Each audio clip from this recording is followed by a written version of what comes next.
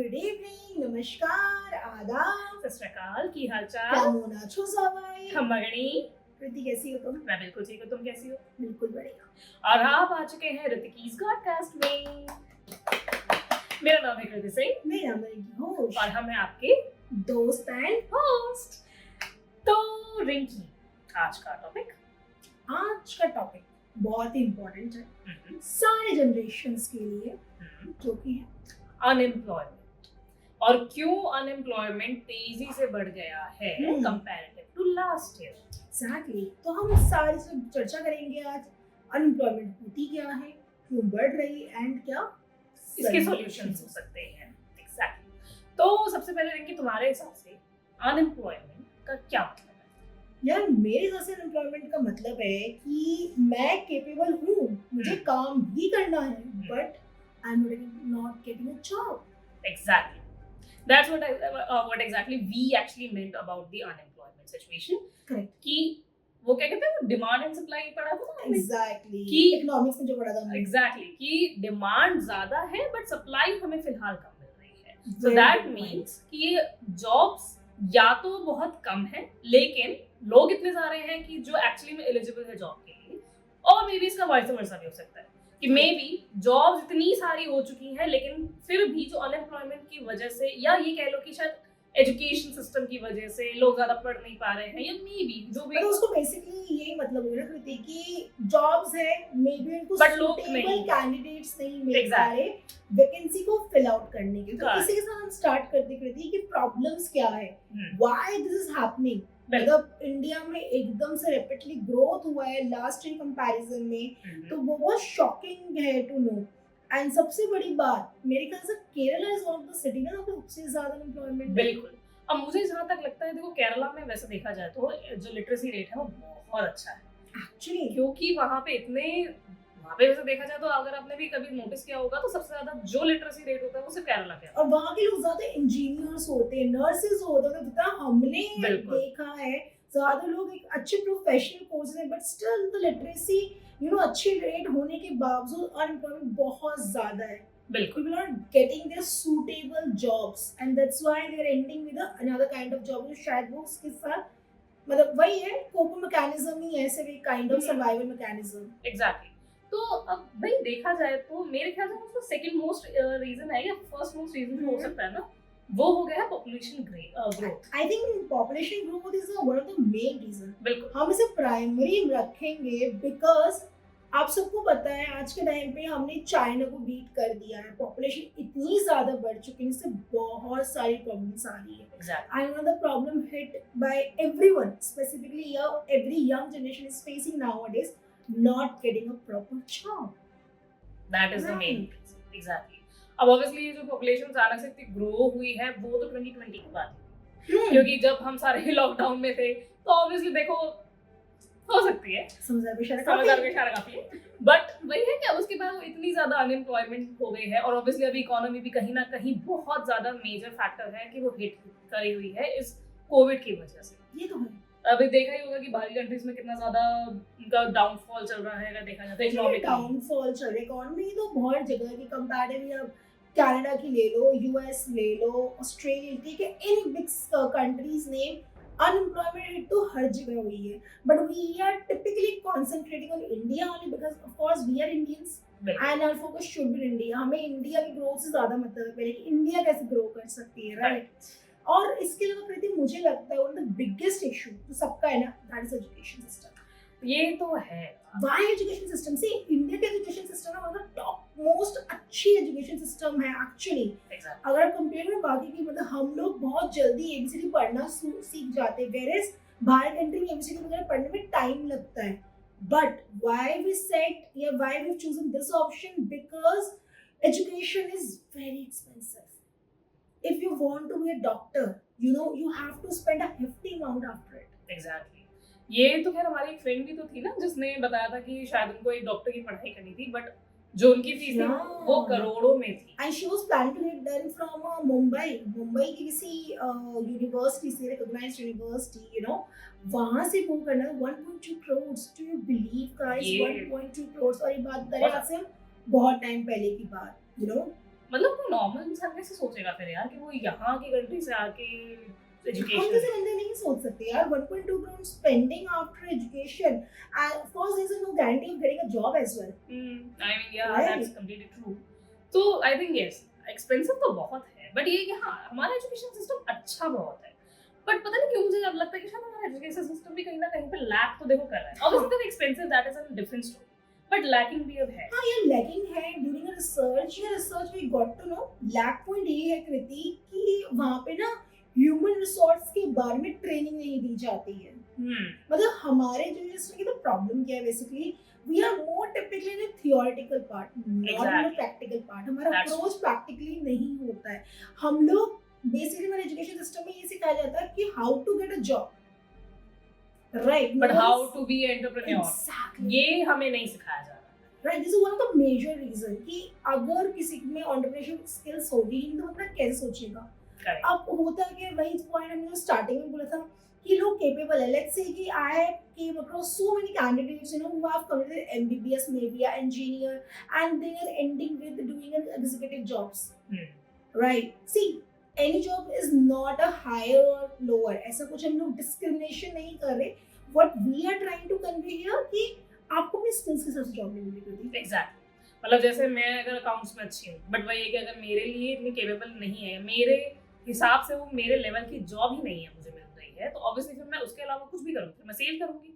Exactly जिसमें कोई easy मिलेगा बिल्कुल क्योंकि एट द एंड पता क्या होता है आपको अपना पेट पालना है।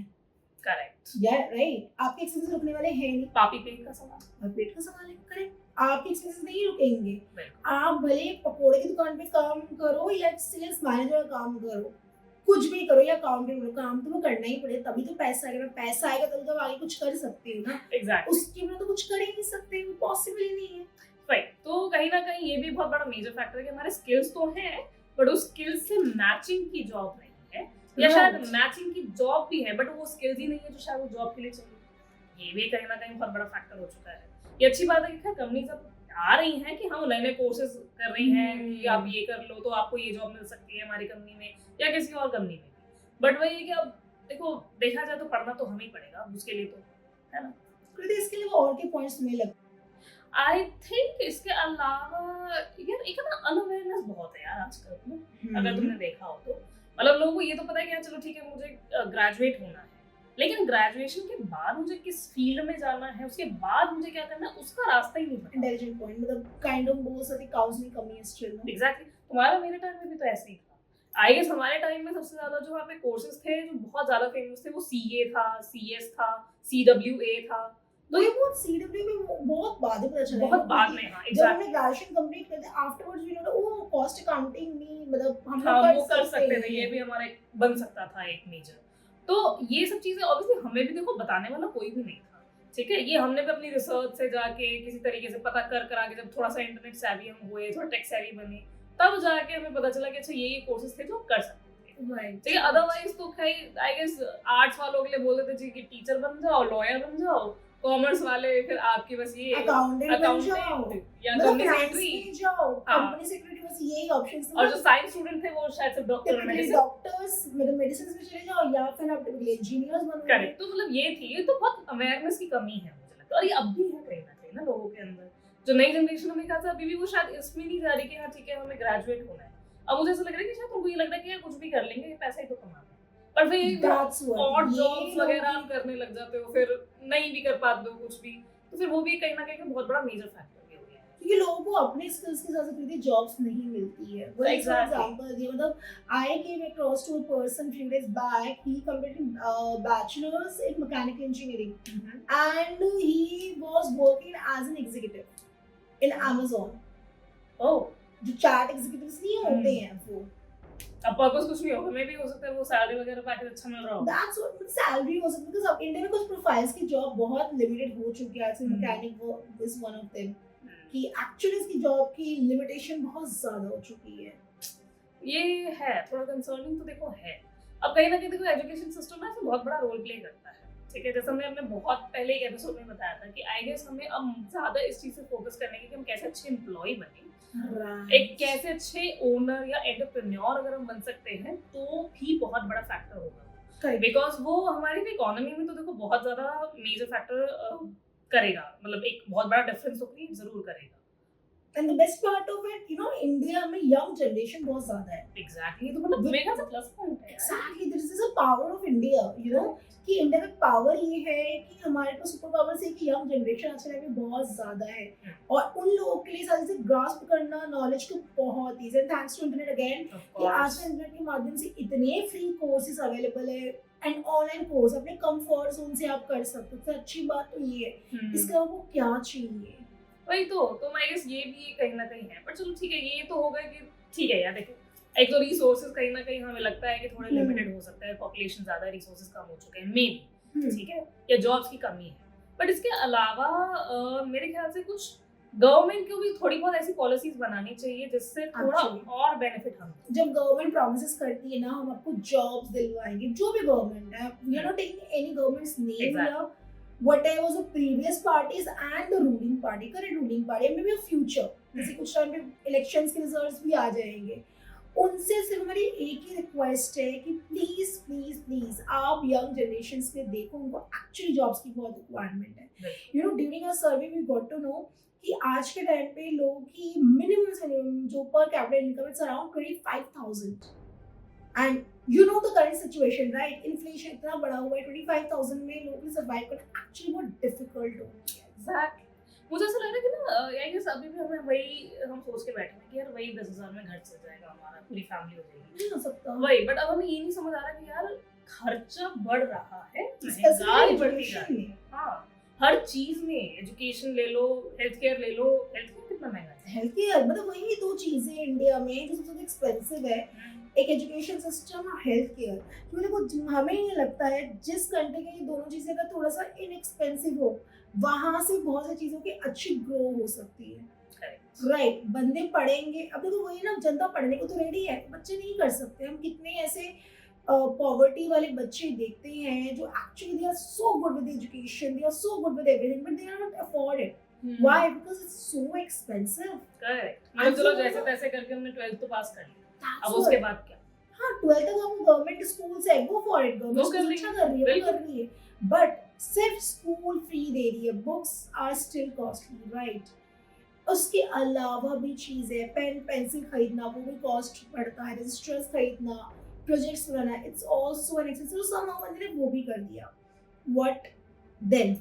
उसके बाद क्या? आफ्टरवर्ड्स क्या करोगे? कहाँ से कॉलेज में एडमिशन लोगे? कॉलेज ही इतने एक्सपेंसिव हो चुके हैं, तो IITs एक्सपेंसिव है, IIT लोग जाने का सपने देखते हैं, नहीं अफोर्ड कर सकते, IIT ने अपनी फीस बढ़ा दी है, that was 90,000 earlier, now what is I think 2.2 और 2.5 lakhs के आसपास की फीस है। दैट्स वेरी हाँ, वेरी, मतलब ये प्राइस देखो एक एक एक मिडिल क्लास इंसान के लिए भी बहुत है, ऑफ कोर्स, एंड ऑब्वियसली देखो जो नॉर्मल और जो मिडिल क्लास से भी नीचे उनके लिए तो और भी ज्यादा टफ है। और क्या बोलते हैं, वही सबसे इंटेलिजेंट हो।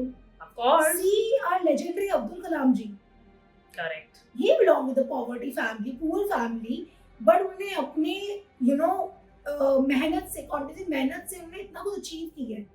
एक्चुअली चीज होती है, जो एक्चुअली चीज अफोर्ड नहीं कर सकते ना, वो बहुत इंटेलिजेंट हो जाते होते हैं, but due to the lack of money वो लोग आगे ग्रो नहीं कर पाते। That is very true. तो भाई मेरे ख्याल से फिर उन लोगों को थोड़ा सा और आगे बढ़ाए, ऐसी ऐसी नई नई पॉलिसीज आनी चाहिए ताकि वो भी फिर थोड़ा और ऐसे सोचे कि हाँ चलो ठीक है यार, नाउ हमें ये करना है कि हमें ठीक है ये स्कूल अच्छा फैसिलिटी दे रहा है, या ये कॉलेज है, इसमें इतनी फीस भी अगर हम पे कर देंगे तो भी हमें इक्वली एजुकेशन मिलेगी। चलो student loan is there, but student loan लेना तो होता है, this is the point I was referring, you know, student loan, बहुत में लोग लोन पे ले लो, यार लोन तो तुम ले लोगे, तुम कैसे चुकाओगे? क्या गारंटी जॉब मिलेगी? करेक्ट, आपने लेकर 25 लाख का लोन, आपको अगर मिल रही है 10,000 की, 15,000 की नौकरी, कैसे कर पाओगे?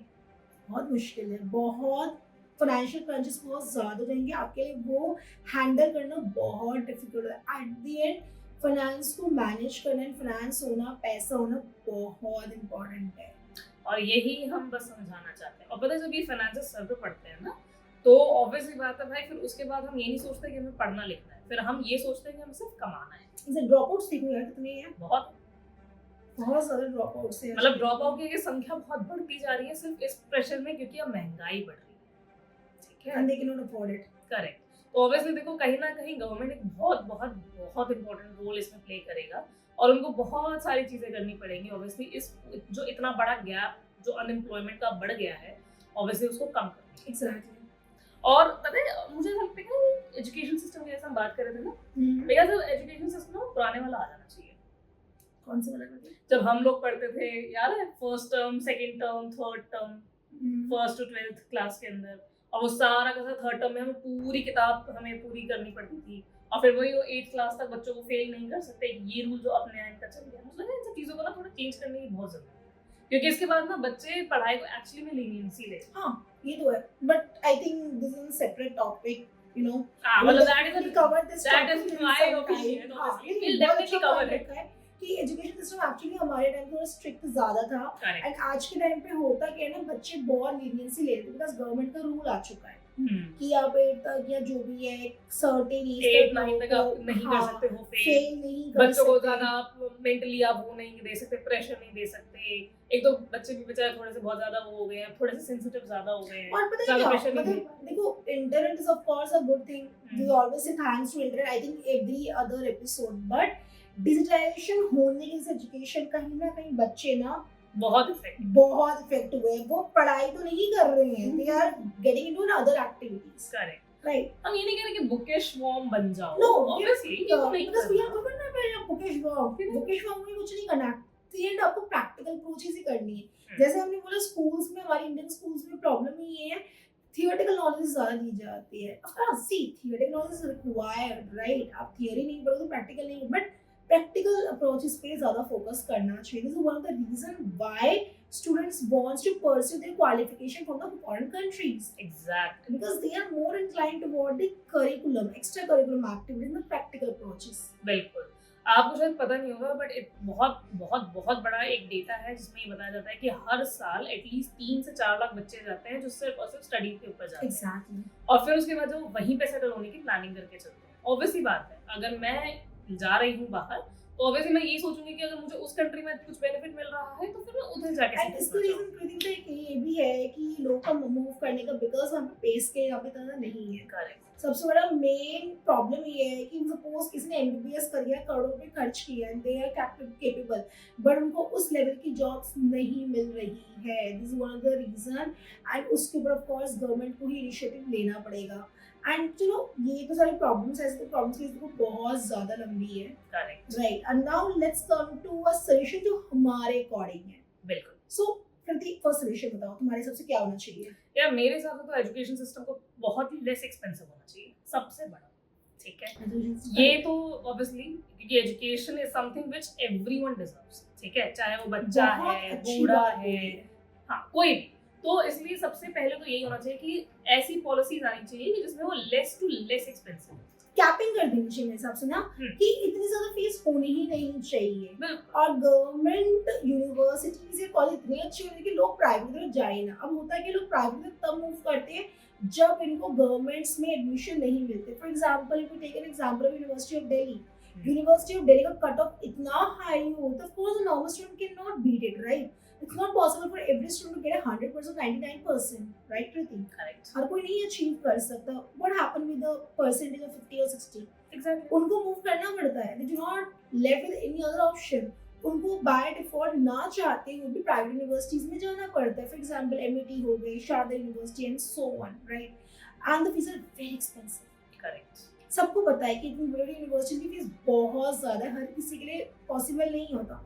चलो जैसे से कर भी लिया, वही अगेन लोन चुकाना, फिर जॉब ही नहीं मिली तो I think this is one of the good thing Kriti just said कि यू नो हमारे इनएक्सपेंसिव होना चाहिए एजुकेशन सिस्टम। बिल्कुल। तुम्हारे हिसाब से क्या होना चाहिए? इसके अलावा ना बाकी जो मुझे लगता है कि इंडिया में बहुत कंपनीज आ रही है, every other day MNCs are coming, उनको ना एम्प्लॉयमेंट और बढ़ानी चाहिए। इन स्पाइट ऑफ, इसी से हमारे दो तीन पॉइंट निकलते हैं। इन स्पाइट ऑफ फोकसिंग की जो हमारे पास ऑलरेडी एम्प्लॉयज है उनसे 10 काम करवाने से बेटर है न्यू बंदे एम्प्लॉयज हायर करना। That is true, I completely agree with that, क्योंकि इंडस्ट्रियलाइजेशन कहीं ना कहीं बहुत बड़ा मेजर फैक्टर तो देखो है। एग्जैक्टली। जितनी ज्यादा कंपनीज बाहर से आएंगी, यहाँ इन्वेस्ट करेंगी, यहाँ पे नए नए प्लांट्स खोलेंगी, उतने ज्यादा हमें एम्प्लॉयमेंट खुल मिलेगा। भी रही है, ऐसा नहीं है कितनी सारी बड़ी बड़ी कंपनीज हैं, जैसे बहुत सारी बड़ी बड़ी कंपनीज है जो बाहर से आई, फॉर एग्जांपल माइक्रोसॉफ्ट हो गई, एप्पल हो गई, डिलॉयट हो गई, और भी बहुत सारी है ना, पेप्सिको, कोको कोला, इनको भी फोकस करना चाहिए, ना कि एक ही बंदे से काम करवाते हुए इनको ये फोकस करना कि न्यू ज्वाइनिंग्स करवाए। अच्छा, तो आई गेस तुम ये बोलना चाहती हो कि जैसे मल्टीपल रिस्पॉन्सिबिलिटीज अलग अलग डिपार्टमेंट की जो एक ही लोग कर रहे हो, तो जो यूजुअली हमारे कंपनीज में इंडिया होता में है। typically होता है कि आपको पता है इंडिया में जो एम्प्लॉयज का बर्डन है ना, एक होता है ना एम्प्लॉय बिल्कुल एग्जॉस्ट, वो सबसे ज्यादा है following with Japan and other countries, क्योंकि इंडिया में आपको पता ही होता क्या है, एक ही बंदे से सारे काम करवाए जाते हैं, दैट इज नो मैटर कौन सा डिपार्टमेंट, आईटी के हो तो कौन सा काम भी संभाल रहे हो। और ये सिर्फ ऐसा नहीं, टिपिकली छोटी छोटी कंपनी, बहुत सारी बड़ी कंपनीज में ये चीजें होती है। Correct. One person is playing a multiple roles. हाँ, मतलब ठीक है, देखो तो थोड़ा- मल्टीटास्किंग अच्छी चीज होती हाँ। है, लेकिन भाई जो जिसका काम है ना वो उसी को वैसे क्या करना कहते हैं, चाहिए। जिसका काम उसी को समझे। हाँ, बाकी करे तो ठेंगा बाजे something वही like that. समथिंग जो भी बोला हमने, तो मतलब कहने का मतलब इससे क्या होगा, देखो जैसे ये चीजें होगी ना, कंपनी समझेगी और उससे एम्प्लॉयमेंट बढ़ेगी। करेक्ट। राइट। तो वही है एग्जैक्टली, ये बहुत अच्छा वैसे पॉइंट तुमने रखा है कि भाई जो जिसका काम है वो उसी को करना चाहिए। अगर एडमिन का काम है तो वो एडमिन करे, अकाउंट्स का काम है तो वो अकाउंटेंट करे। एचआर काम में एचआर करे, एग्जैक्टली। आईटी काम में आईटी करे, या जो भी है। यूजुअली कंपनीज में क्या होता है, एचआर एंड एडमिनिस्ट्रेशन दोनों एक ही बंदा हाँ। संभाल रहा होता है। एचआर एंड एडमिन आज के टाइम पे वही है ना, कॉस्ट कटिंग करना लोगों को एक करेक्ट। नॉर्मल साइड दिखाने को है, कंपनी बहुत प्रॉफिट कर रही है, बट जहाँ पे बात होती है एम्प्लॉयमेंट का या दिखाने के लिए हमारे पास एम्प्लॉइज कितने हैं वो कम है, तो Exactly. उस पे थोड़ा सा कंपनीज को, जितनी बड़ी एमएनसीज हैं उनको फोकस करना चाहिए एंड उनको अपॉर्चुनिटी देना चाहिए। आजकल टाइम पे से हमने देखा कैंपस हायरिंग बहुत कम हो गई है कंपैरेटिवली, पहले थी रेशियो थोड़ा सा कम हुआ है, तो उस पे फोकस करना चाहिए। तो कौन सा दोगे कृति?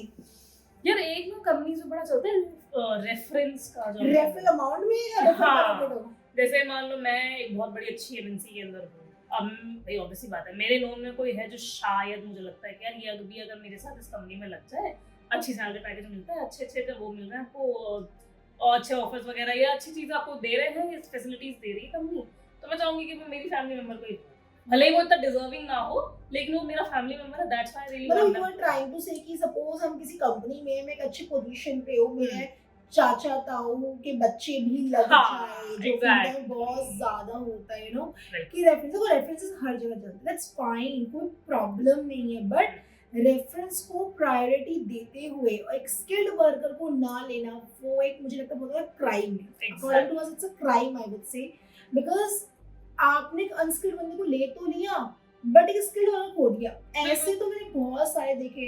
One of my friend sister was working with some organization, नाम नहीं ऑर्गेनाइजेशन का, तो वहां पे ये था कि उसने अपने आई गेस चाचा के बेटे को समथिंग अनस्किल्ड बंदे को रख दिया, जिससे एक बेसिक कम्युनिकेशन नहीं आती। उस जॉब में communication was one of the player, you know, vital role. Exactly, so that is the main issue कि भाई ये जो कंपनीज के अंदर, चाहे वो एमएनसी हो चाहे वो छोटी कंपनी हो, लेकिन इनमें ये जो रेफरेंस का जो चलता है ना चक्कर, ये नहीं होना चाहिए। मतलब होना चाहिए, मतलब वो होना चाहिए स्किल्स के पर्पस के लिए हाँ, स्किल पर्पस में, ये नहीं कि मैं चाहता हूँ कि बच्चे हैं जी लगवा दिया, एग्जैक्टली, और मैं क्योंकि मैं एक कंपनी की सीईओ में लगवा रहा हूँ, ऐसा नहीं होना चाहिए। ये तो बिल्कुल नहीं होना फेवर नहीं करना चाहिए। यू शुड अंडरस्टैंड कंपनी को एट द एंड ना अपने उसमें प्रॉफिट पे ही फोकस करना चाहिए। उनको यही देखना चाहिए कि जो एम्प्लॉय हमारे पास आ रहा है वो रिसोर्सेज का क्या फायदा होगा मेरे को, राइट? इसके अलावा इसके अलावा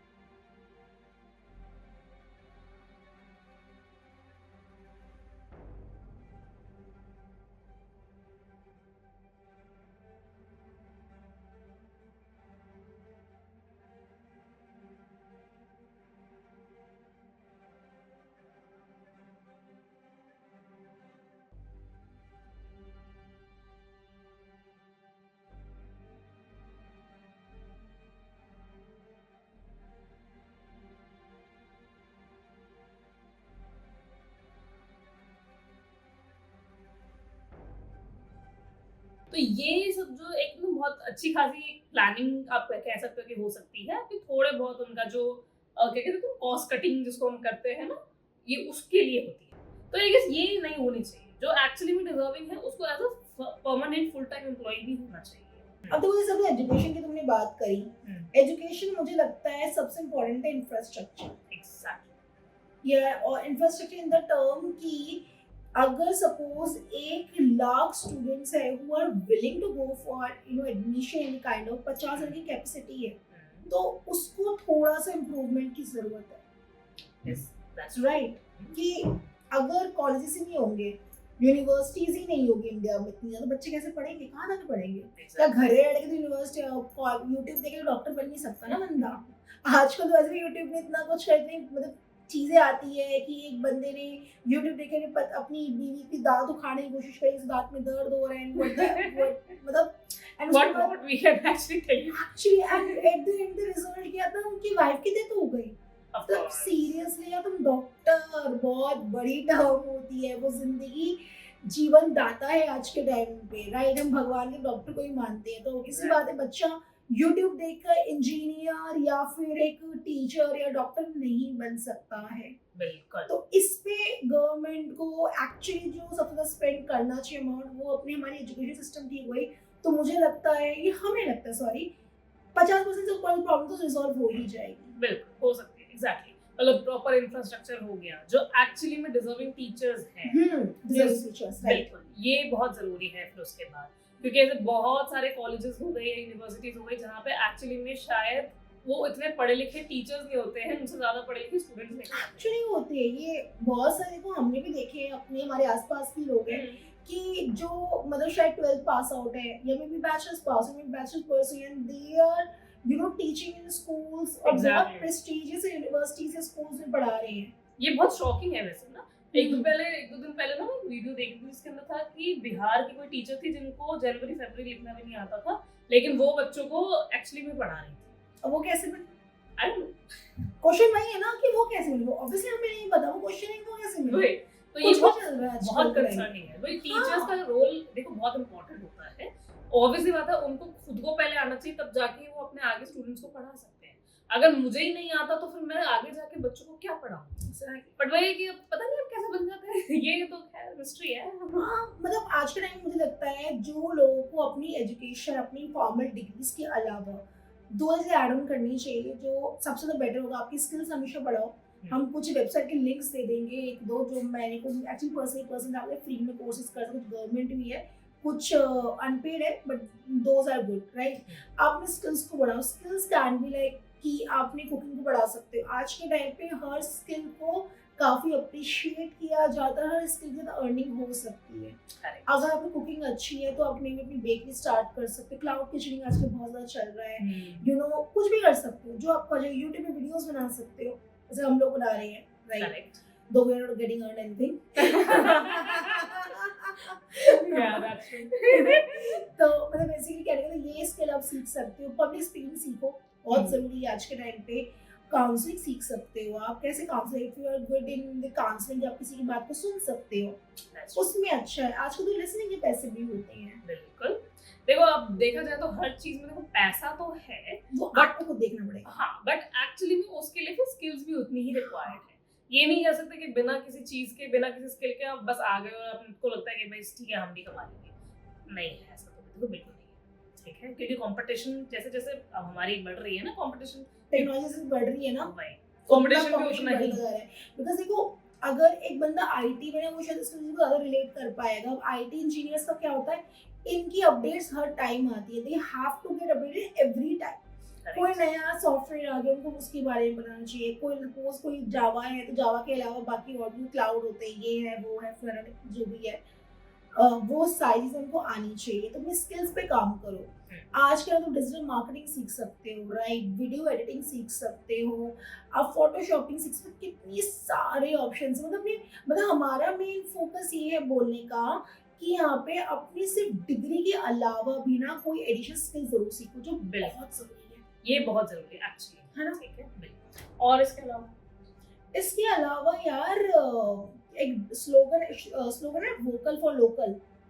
correct by choosing this slogan होता क्या है, जो लोग फॉरेन से एजुकेशन करके आते हैं ना, हमारे इंडिया में एक चीज है कि उनको पहले जॉब दे देते हैं और बहुत अच्छा पैकेज दिया जाता है। That's true. अब पता नहीं ऐसे वैसे क्यों ही है, मतलब मुझे Hype. क्या रीजन नहीं मतलब मुझे तो लगता है, हमें लगता है ये हाइप है कि ठीक है वो बंदा पढ़ के आया है बाहर, पर जरूरी नहीं है जो पढ़ के आया है उसी लेवल को आपको डिलीवरी दे। It works. बिल्कुल। तो let's go for vocal for local, you know, पहले अपने एम्प्लॉइज को हायर करो ना जो हमारे यहाँ बैठे।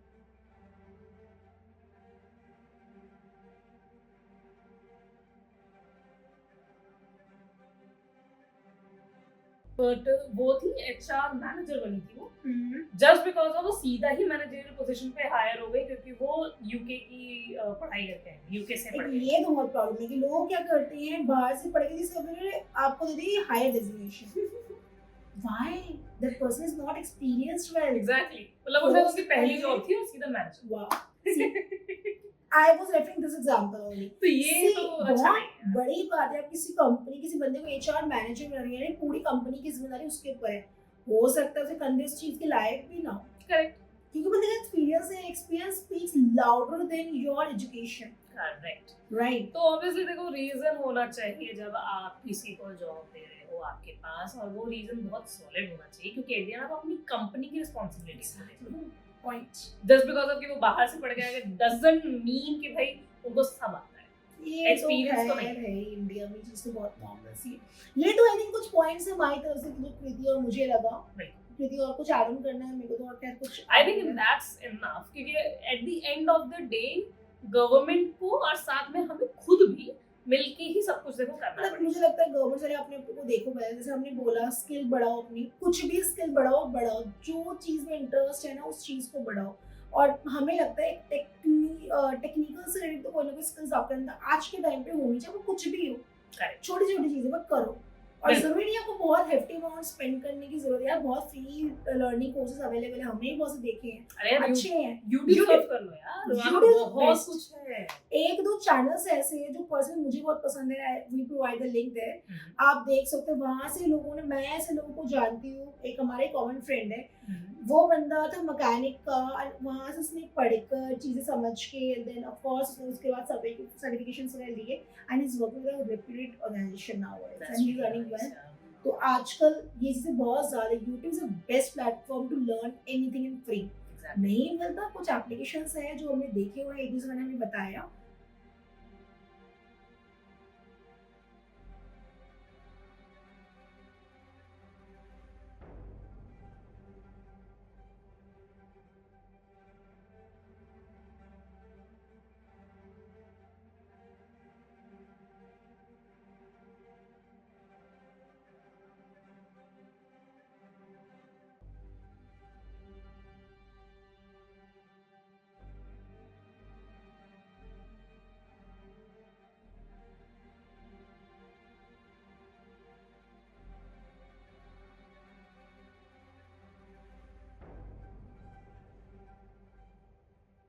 Thank you to all those small companies या बोल सकते small ventures जो actually vocal for local कर रही है। For example, जैसे कि जो हमारे आसपास होटल्स होते छोटे मोटे जो लगते हैं लोगों को, ड्रॉप आउट्स हो गए, आजकल इतने सारे नए नए वो ओपन होने लग गए हैं, स्टार्टअप्स हो गए हैं, तो उसकी वजह से भी ऑब्वियसली बहुत सारे, वैसे देखा जाए तो अब बहुत लोगों को अपॉर्चुनिटीज मिल रही हैं, बहुत सारे वेंडर्स हो गए, बहुत से रिटेल शॉप्स हो गए, वी शुड अप्रिशिएट देम कि वो एम्प्लॉयमेंट एक्चुअली जनरेट करवा ही रही है। That's true.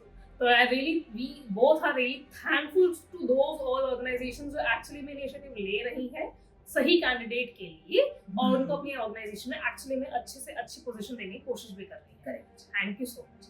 ऑब्वियसली बड़ी बड़ी ऑर्गेनाइजेशंस भी ऐसा कर रही हैं, बट आई गेस बड़ी ऑर्गेनाइजेशन में अभी भी थोड़ी बहुत वही ना एक इम्प्रूवमेंट का एक माइन्यूट सा है। अगर उतना कर ले तो शायद मुझे लगता है अनएम्प्लॉयमेंट की चीज शायद कहीं हद तक कम हो जाए, बिकॉज जिनके पास जॉब है वो भी अब फिर से कोई जॉब देखो सिक्योर नहीं होती, तो हमने कोविड में सीख लिया है, राइट। और जिनके पास नहीं है शायद उनसे ज्यादा परेशान है। तो एक्चुअली आप कैंडिडेट देखिए जो सूटेबल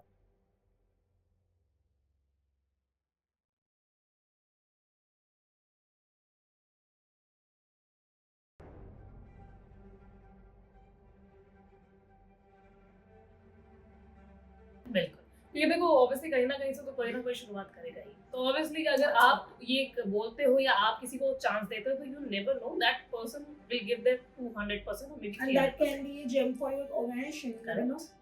सो आई थिंक आज के लिए इतना काफी है, हमने बहुत बोल लिया। अगर किसी को हमारी बात का 1% बुरा लगे तो we tried a level best, कि ना लगे, थोड़े से ब्रूटल हो जाते हैं समटाइम लोग, प्लीज माफ करिएगा हमें। बिल्कुल, बस हमारी और देखो मेन इंटेंशन ये थी कि कोविड में हम सब ने कहीं ना कहीं अपनी नौकरियां गंवाई हैं, ठीक है, किसी ना किसी पॉइंट पे।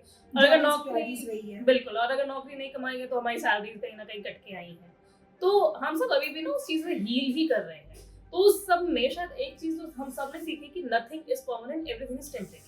जो ये लोग सोच रहे हैं कि भाई हमारी तो जॉब एकदम परमानेंट है, वो कभी जा ही नहीं सकती, ऑब्वियसली वो ऐसा नहीं है। अच्छे अच्छे लोगों ने, पुराने लोगों ने अपनी नौकरी गंवा दी है। बहुत सारे लोगों ने तो ऑब्वियसली अपने खुद के बिजनेस स्टार्ट किए, जो स्टार्ट किए वो बंद हो गए, जो बंद हुए वो दोबारा चले। तो ऐसे ही बहुत सारे अप्स एंड डाउन्स रहे हैं बिल्कुल। जिंदगी में। कोविड ने बहुत सी चीजें अच्छी सिखाई है कि life never stops with anything, obviously that goes on.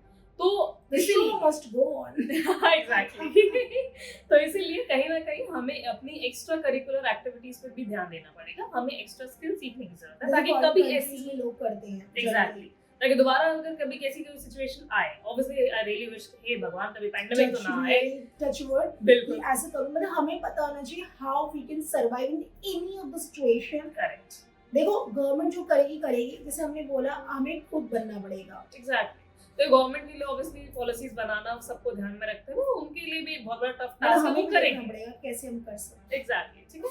तो बस आज के लिए ये इतना बहुत है। आप लोग प्लीज अपना ध्यान रखें। ऐसा नहीं है कि अगर जॉब चली गई तो सब कुछ खत्म हो गया।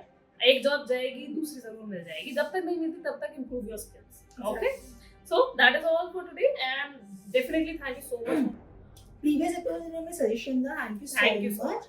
ऐसे सेशन देते रहो, हम टॉपिक्स पे आते रहेंगे। एंड इन केस अगर हमारी बात किसी को भी बुरा लगा उसके लिए भी सॉरी, क्योंकि ऑब्वियसली हम किसी को हर्ट नहीं करना चाहते, बट वही अगर कोई हो जाए तो we are really sorry for that. ठीक है। एंड इसी के साथ हमारे साथ बने रहिए, stay tune with us, subscribe करिए अगर नहीं किया है तो, and keep sharing our podcast with friends and family and loved once.